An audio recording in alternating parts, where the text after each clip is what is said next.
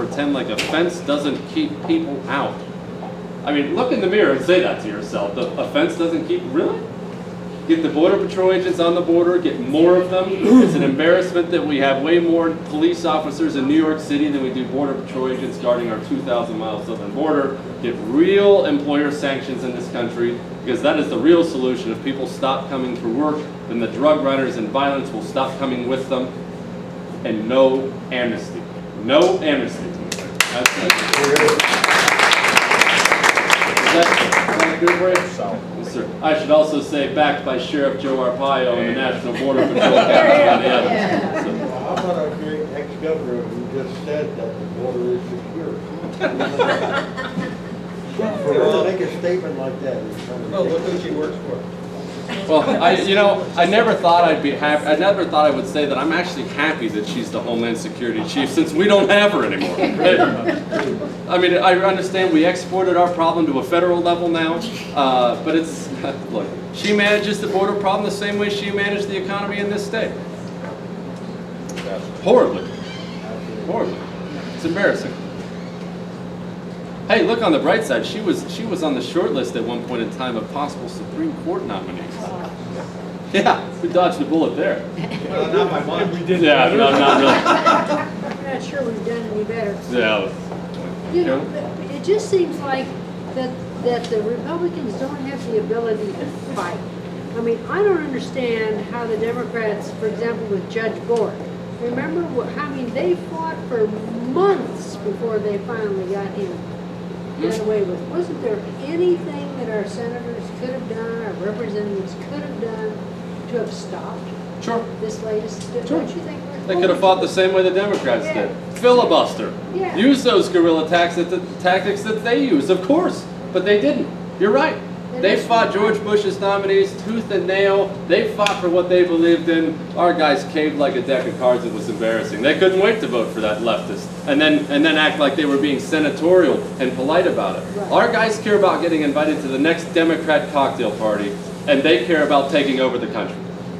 So they're winning. You're right. Guts are what we're lacking right now. Guts. We have none. It is embarrassing to watch, and I've seen it with my own eyes. I've seen it in this race. Republicans practically wet themselves and hide under the bed in the face of liberal disapproval. We are right. The lines are drawn in this country. Stand up to them. Be bold right now. Gosh, we're dying for somebody to be bold in this country. Find your backbone. They're hurting us. Man. You're a young man, and as I scan the room, many of us are older. I'm wondering if you have, or how you have tried to take the conservative message to younger people in more of your age or range, a little bit more. Well, Churchill said if you're under 30 and not a liberal, you have no heart, and if you're over 30 and not a conservative, you have no brain. For the most part, young people are getting involved now in ways that I've not seen, and that we've seen that evolve over the course of the campaign. Yeah, look around you. I mean, at the very beginning of this campaign, you had 4 people show up at an event. All of them were on Social Security. Now we get tons of college people, early 30s, because they realize what's happening. What have we done to outreach for that? We don't outreach to any specific group, any age, race, sex, anything. We don't do that divide and conquer politics. I've spoken to, the college Republicans and young Republicans, and one lady who was a hairdresser had a political event for us with her group. I think they were all under 30, or all around that age, and there's a whole group of them in there that cared. So they're coming to us now, and that's important. They're getting politically involved. But don't be under the impression that the young vote or that a certain demographic is going to win it. It's going to take everyone getting involved, everyone waking up. So it's there, and we've had some benefits with that, I'm sure, because I'm more of a young face, something different. So they like that, but it's been okay. Jesse, one thing I think, like in your age group, maybe just there's this period of war we've been in for like 10 years, and even the Gulf, 1991, and so now there's younger people that have seen war, and they're thinking in a way that they didn't think before that, maybe in the 80s or whatever. But so that's kind of a good thing, because I've noticed throughout the country certain people that I know, other states, there's young people like young warriors, people that have fought for our country that are now running for office. So I'm really optimistic, and they're winning the primaries, and so I'm optimistic that we're going to get a group of warriors in there, and young men and women, and people are just encouraged. But I think it has to do because we've been in war. Yeah. And you're right. You're right. It not only and increases. they're coming back from the battlefield. That's right. Increases. Yeah. You know, you're even more patriotic when you get back and you've Yeah. fought for this country. It grows you up quick. I mean, you don't have any other choice. It grows you up quick, and look, going overseas, you realize how magnificent this country is. Whether you're at war or not. I mean, I was, but even the ones that don't, just going to other countries, civilized countries, Japan, you know, civilized place, normal place. It's not America, though. You just know it. You miss America when you're gone, and it really lets you know how special it is here. It's so special. It's an amazing country, and you come back and you see these leftists rip it apart and try to sell it as compassion. It's more than they can take, and I meant what I said. You're right. They're running and winning primaries across this country. We have had it. There is a generation, and not just an age generation, just this generation of Americans that have had enough of this daggone government. We have. And we're taking it back. They're not sitting around, we're taking the thing back. So, we are all right. Have you gone on campus and other than just like to the Republican Club, but have you actually gone and tried to talk to some of the young people? Or? No. No, we haven't. I mean, I'm sure we probably will, especially in the general election. After the 24th, if everyone gets out to the polls. But in the general election, we'll be there a lot for the general. The Republican primary is kind of more of a different animal. It's just run different. I'm not going to reveal all the secrets for the leftists.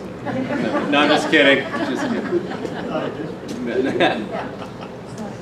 Yeah.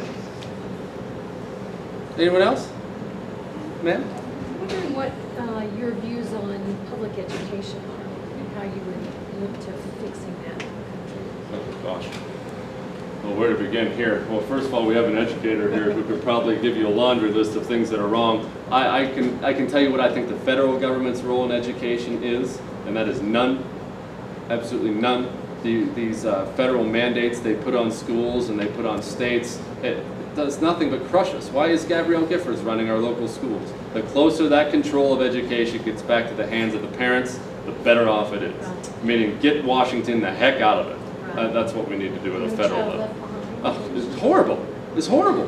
Get the federal government out of it. It's wretched this year. Yeah. I mean, we have, look, our state budget, the federal government controls 1/3 of the budget of the state of Arizona. How is that possible? How have we so given up those kind of states' rights here? And a lot of that's education with these mandates and things. These Washington bureaucrats don't know anything about educating kids. The only one who knows how to best educate my bad son is me. How did we get the loans for the scholarships?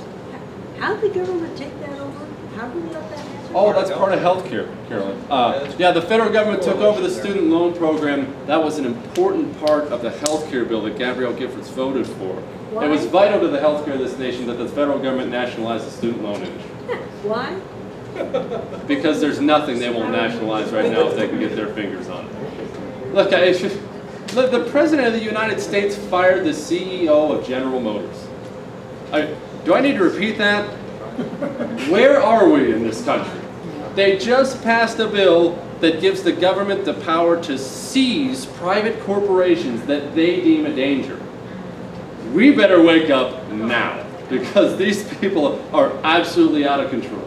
Out of control. Well, the young folks are now having a chance to get experience in what dictatorship looks like and what socialism looks like from our present government. And if that doesn't scare them, nothing else will. But the question is, it doesn't scare them. That's what should Get the scare federal- you. Because they Get the don't federal know. people out of that business. Doesn't scare, what this government's doing doesn't scare everybody, but it scares enough right now. I mean, I really meant what I said. We have, what, 1,500 volunteers on the campaign, something insane like that? I mean, it's a huge number. Almost everybody, I've never been involved in politics before. It's the first thing that comes out of their mouth.